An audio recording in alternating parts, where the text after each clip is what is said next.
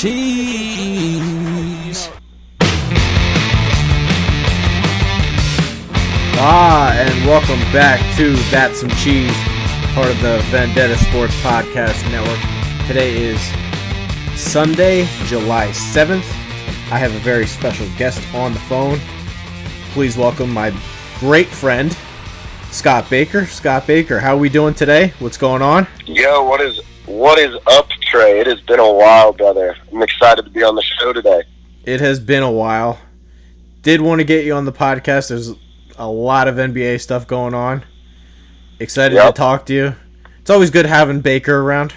I need more of Baker in my life, so I figured I'd give you a call and we can go over this stuff. Yeah, let's do it. Let's get started, man. What do you want to start with? Clippers? All right. I'm not going to waste any time here. Let's jump into that. So, I started thinking today that a lot of people are not talking about this. Kawhi Leonard has a pathway to become the greatest player of all time. And I don't think people are mentioning this.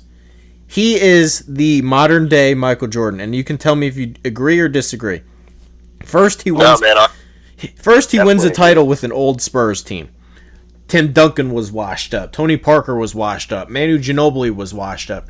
He beats the LeBron James Heat team so bad that LeBron James mentally quits, checks out of the series, and then leaves Miami. Then he says, Greg Popovich, fuck off, I want out. Bold strategy. Who tells the Spurs to fuck off? Real bold strategy. He gets sent to Toronto, and he wins anyway. He wins a title. Now he's going to the Clippers with Paul George, and this team's loaded. If he wins a third title on a third different team, he has a pathway to be the greatest player ever. This is the modern day Michael Jordan. He can shoot from all three levels. He can defend at a very high level. He's mentally tough. He's basically a robot. Like, you can't get in this guy's head. He's Michael Jordan to me. He could be the greatest player ever, and nobody's talking about it. It's crazy to me. Yeah, I mean, the way I look at Kawhi Leonard is, honestly, he had the start to his career, he wasn't a scorer. He came out and he played phenomenal defense. He's a two-time Defensive Player of the Year, and he had a whole year off in 2017, 2018 year. Took that whole year off because of injury, or he just didn't want to play under Popovich anymore with the Spurs. And I agree with you, man. It's the way his offensive game has developed and his defense just keeps on. I think he's the best defender in the game, but his defense keeps on getting better and better. I think he has the potential to be, I don't know, Jordan-esque. He's a little bit behind on just the stats, but man, the impact-wise, it's like another Jordan is out on the field, or out on the court. I definitely agree with you on that comparison. Now, this Clippers team, in my opinion, is so much better than every other team in the league. I think they're going to cruise to a title because they're not just good offensively. They were a top 5 defensive team without Kawhi Leonard and without Paul George. And those two guys are probably the best two-way players in the league. I think the Clippers are winning the title next year, barring a major injury. Like, they're loaded. Loaded. You're going to put money on that? I think I will put money on that. I don't see how anybody's beating them. Like, barring an injury, Kawhi Leonard, with Durant hurt, Kawhi Leonard's the best player in the league right now. Then you add Paul George, who's probably a top 3-4 player in the league. Right there, that's already the best duo in the league. Then you add a great defender in Patrick Beverley. Montrezl Harrell's one of the best young bigs in the league. Zubac was a really good young center for them. Lou Williams is the best sixth man in the league. Just go down the line. They're loaded. Landry Shamet, he was one of the best three-point shooters in the league. They're stacked beyond belief. I don't see how anybody's beating them next year. Yeah. I mean, I don't know how Jerry West did it.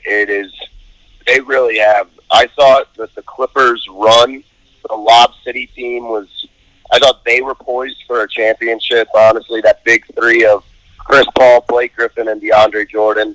But you look at their team now, like you said, their depth is unreal. They're definitely my pick out of the West. It's going to be a scary team. I mean, honestly, they're the only other team that scares me as a Sixers fan because I don't think LeBron is going to be able to get it done in LA. But I think Kawhi has all the tools around him. If you look at that Toronto team, who was their next big guy? It was Danny Green and Kyle Lowry. Kyle Lowry is trash in my opinion, and Kawhi got it done.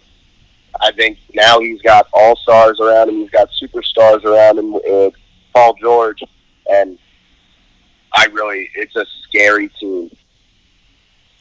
I couldn't agree more, and Jerry West deserves a ton of credit.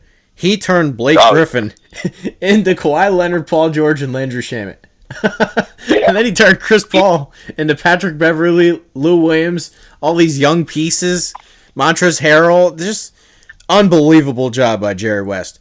But one thing you did mention, going to bring me to my next point here. I don't buy this Lakers team one bit. I don't think they're that good. I really don't.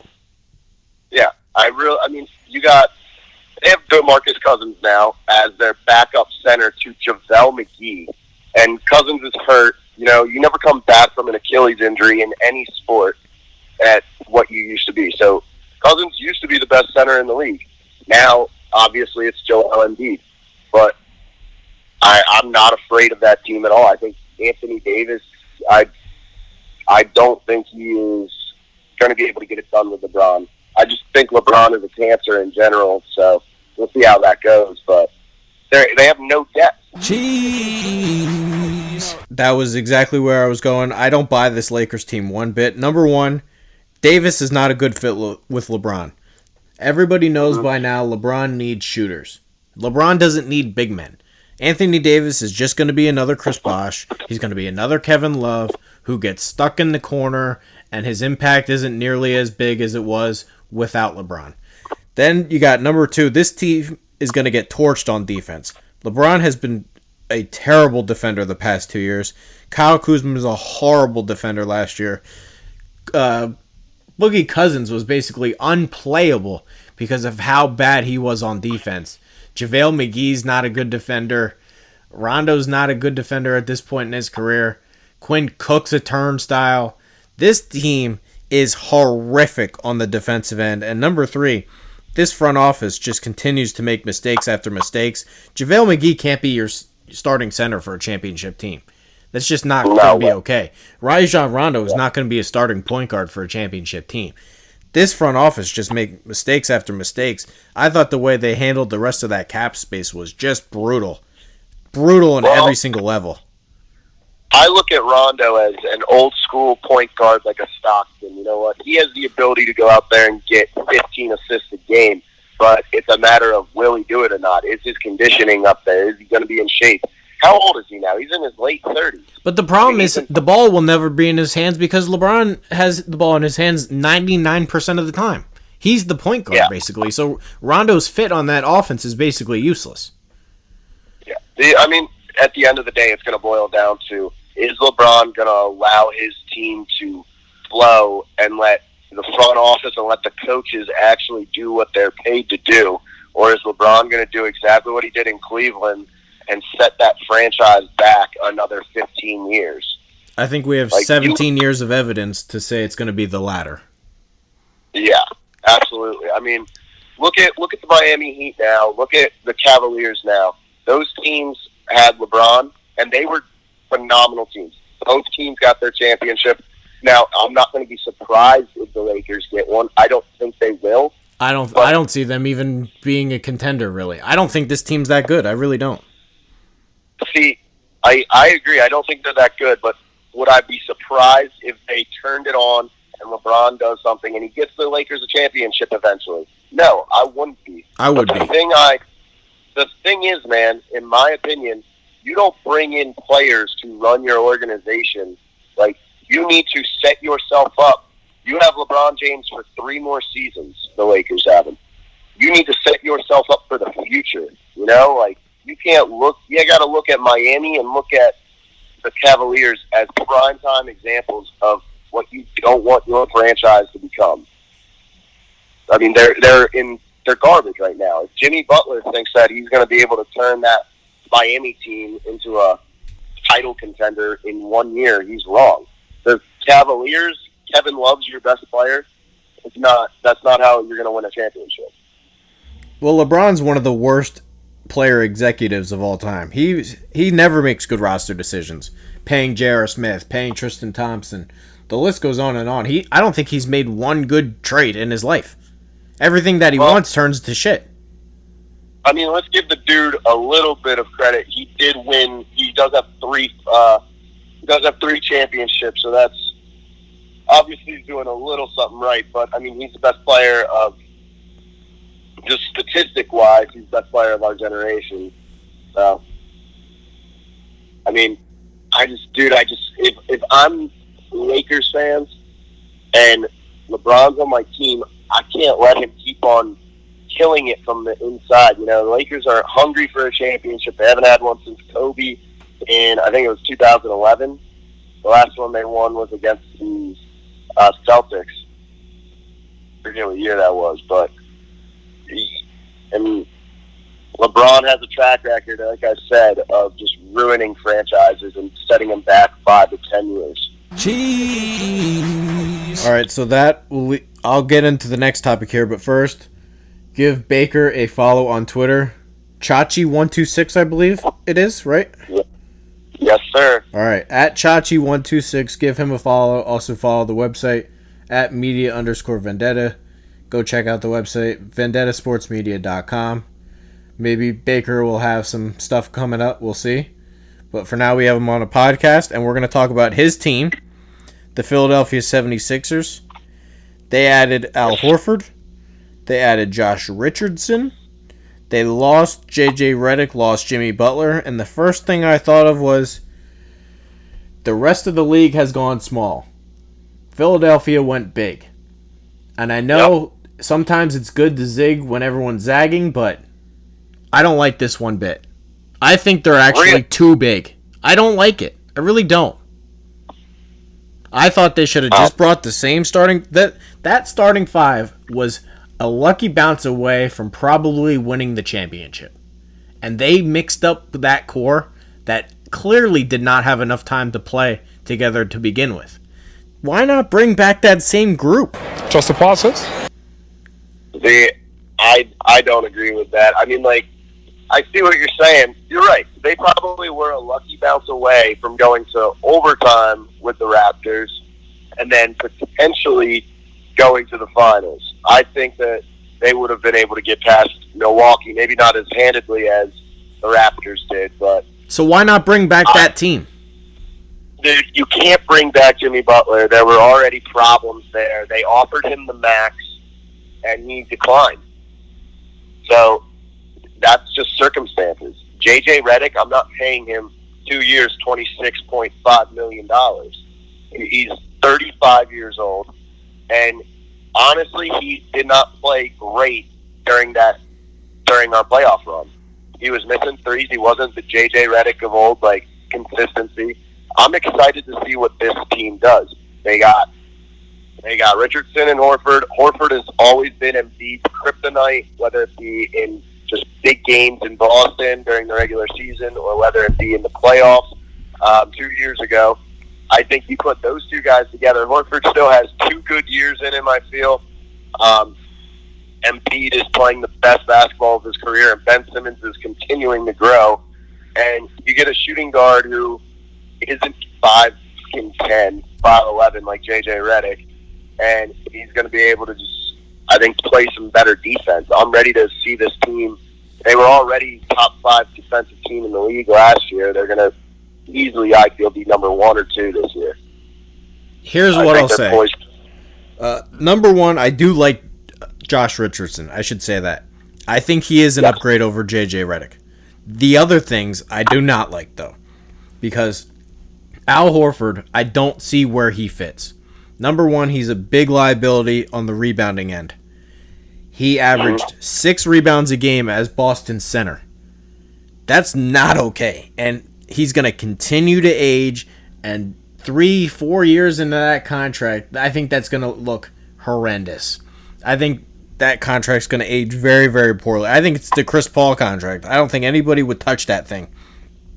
And then I question his fit next to Embiid, because recently Butler was the guy that, hey, you're going to be our closer. We're going to put Simmons on the block, Embiid's going to be outside, and Butler, you're going to do your thing and score. That guy is gone. Who's putting the ball in the hoop? Because Ben Simmons now has to shoot. And Al Horford, I don't know what he does for this team. Because he's kind of a playmaking big who does things. He passes the ball well. He makes everybody better. But that's what Ben Simmons does. So what does Al Horford do for this team? Jeez. Yeah, I mean, that's a great point. But I don't know, man. I'm looking at it this way. The Sixers, right now, they're not looking past this year. They're looking to win now. I think they're my team in the East right now. I mean, the net. You look at the Nets roster right now. They have Kevin Durant. He's not going to play the entire 2019-2020 season. So for the Sixers to go out and make the moves they did, they're realizing that, and they're realizing, hey, this is our best chance to get into the finals right now. Let's try and win now before Kevin Durant comes back. I think Al Horford, we'll see how he does. Maybe he'll get new life, because I thought I thought they paid him too much. 4 years, $109 million. That's a lot of money for a guy who's in his late 30s. It's mid to late 30s. And he's age 33 season, and he's already shown big signs of decline. I thought the Sixers overpaid him for the sole fact that he gave Embiid problems. I don't think that's a good reason to pay somebody. Yeah, that's a good point. That moves to the next topic. You did mention them briefly.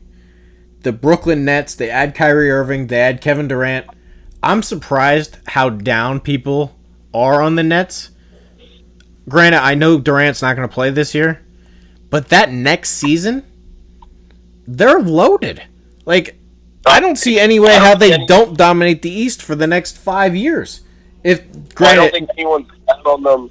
No one's down on them for the next 5 years. They got 1 year without Durant, man. I think that's why, like I said, the Sixers are realizing that, and they know they got to go out and they got to win right now this year, because the next year they have Durant, and that's the best player in the world right now, the best scorer in the world right now. Anyway, that's where I was going to go. I think the Brooklyn Nets are going to dominate the East. I think people are way too down on what Kyrie did. I think he just mentally checked out of Boston.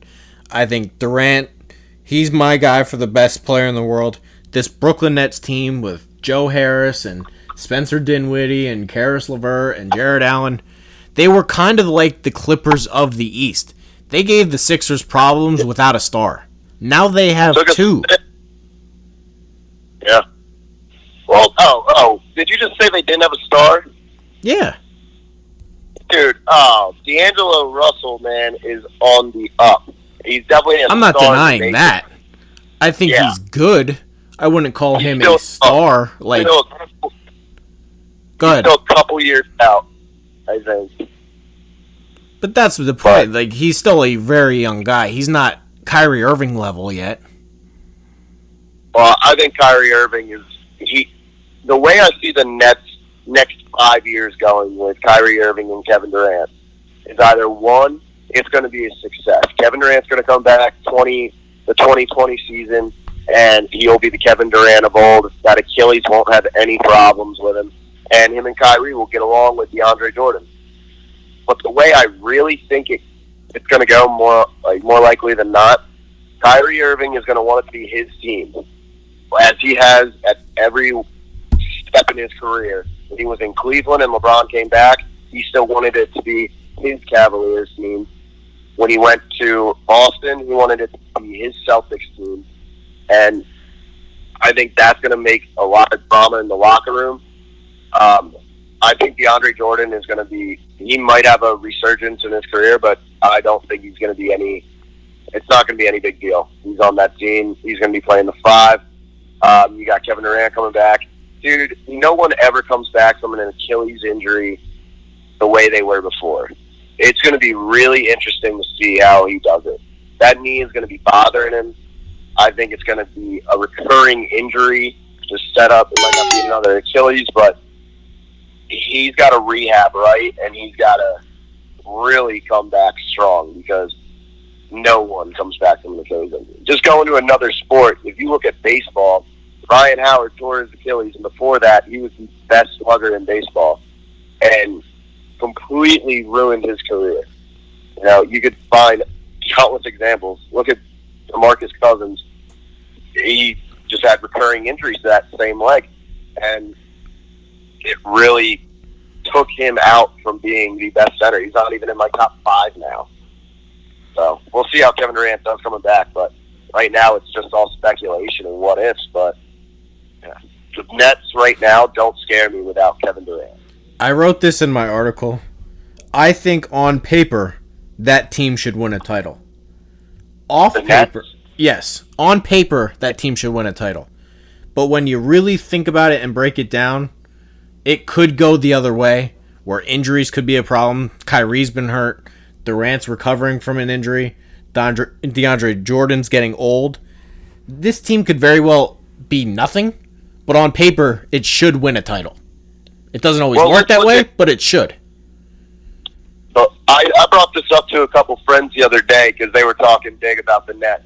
Look what happened to the Nets the last time they went big in the offseason and big in with free agency, and they brought in Kevin Garnett, Paul Pierce, pretty much that entire championship Celtics team. Those guys were very old, though. They were old, yeah, but you still bring in those guys, and they were expecting to win. They were expecting to make it to the playoffs. Like, I think it could just be the Nets' luck. You know what I mean? I'm not saying this is the same thing. Obviously, those 3 guys that they brought in this offseason are still in their primes. DeAndre Jordan is kind of at the tail end of his prime, but it could just be a net curse. You know what I mean? So you think they're the Mets? It could be. I mean, it's just something to think about, and you know that's why that's why they play the game. They don't just say, "Oh, this team's got the best roster on paper. Let's give them the title in October." Same thing with the Celtics 2 years ago when they brought in Gordon Hayward. He got hurt. You know, shit happens.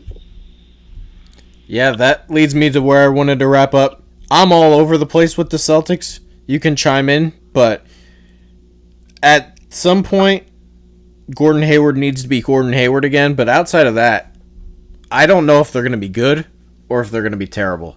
Because I think Jason Tatum could either be a superstar or he could be the modern-day version of Carmelo Anthony. I think Jaylen Brown could be the modern-day Jimmy Butler without the attitude problems. Or he could be the guy that he is right now who turns the ball over a lot and doesn't really shoot the ball well. I think Kemba Walker's good, but Enes Kanter's your starting center, and they have a lot of young guys on the team, but I like Brad Stevens a lot, and I don't know what to make of them. What do you think? So, my thing with, I'm going to touch on your young core right now with Tatum and Brown. I really like Jaylen Brown. I think he does turn the ball over too much, but that dude, you know, got drafted 3rd overall, and he's been nothing but, what can I do for the team? What can I do for the team? You don't hear anything out of him. Oh, he's a really smart guy and a really great teammate. Yeah, exactly. And I really like him, and I wish him a lot of success. Even being a Sixers fan, like, he seems like a good kid. I think Jason Tatum is overhyped. I think that early in his career, the dude is an athletic freak. He really is. But he puts up Dario Saric numbers. He puts up horrible shot selection. That's his issue. Well, you know, that might come with being a young player and maybe with, like, a Kyrie Irving in your ear. Because Kyrie is not the best teammate, man. He really isn't. I think Kemba Walker is... I think he might be an upgrade there. Maybe not skill-wise, but you have to put everything in perspective. Kemba's always been a great teammate in Charlotte. I love him. Always put the first. You know, I think he's an old-school point guard. He might not be going out and getting 35 a night, but he has that ability to still do that. He's an old school point guard. He's going to get you more assists than anything, and that's what I want on my team. So I think Kemba Walker deserved that contract in Boston, but it's definitely a telltale year for Jason Tatum. He's putting up Dario Saric numbers, and Saric is honestly, I would take him over Tatum. So, are they a contender in the East? I think they're a playoff team. I think they might be able to sneak in at the 6 or 7 seed. Ooh, but I'm not worried about them. Okay. I could go either way. I think they could be a 6-7 seed. I think they could make the finals. I'm all over the place. I think that's how a lot of the teams are right now. I'm looking at Milwaukee. Milwaukee brought everyone back. They're the best team in the East right now. Even though the Sixers brought in maybe some bigger names and might have that. I think the Sixers' average height is like 6'9" or something, 6'10". But I think that right now it's Milwaukee, Philly. I think Toronto's going to slip. Boston has their ability to get into the playoffs. Brooklyn Nets, again, as we said. And, yeah, I mean, those are my big teams coming out of the East. I'm most excited to watch. All right, Baker. It's going to be interesting. Yeah. It's going to be a good year in the NBA. Yep. How about those Phillies real quick, though? Yeah, shut the fuck up. You kidding me? They're still in it? Bring that up. No, come on. You're going to bring that up right now? This is an NBA podcast. Okay. All right. It's an NBA episode, and you're going to come in, and you're going to talk about my Phillies right now. That hurts. I said I wanted to go to a game. I know. We'll go.